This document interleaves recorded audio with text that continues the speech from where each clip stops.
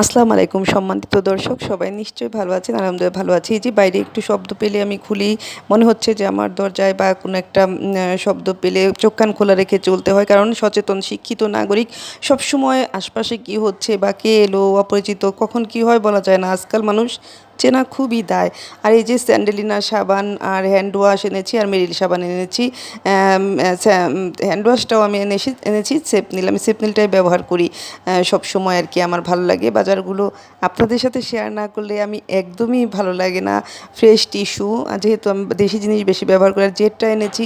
জেটটা না ত্বকের ক্ষতি করে না, আর কাপড় খুব পরিষ্কার হয়।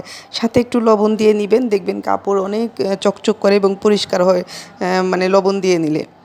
সব সময় মানে গোসলের পানিতেও একটু লবণ দিবেন। লবণের ব্যবহার আমরা করি না। আর ওই যে দৌড়ে চলে গেলাম হচ্ছে মানে চুলায় কি যেন দিয়েছিলাম, ভাত অথবা অন্য কিছু, হয়তো লেগে গিয়েছে আমি ভিডিও করতে গিয়ে। এই যে একদিকে শেয়ার করছি, একদিকে ভিডিও করতে হয়, আরেকদিকে কাজ করতে হয়, মানে ডাব অনামেলা একা একা, মানে নিচে ধরে ধরে নিজে ভিডিও মানে সেট করা, নিজে এটার উপরে দাঁড় করিয়ে ওটার উপরে দাঁড় করিয়ে ভিডিও করতে হয়।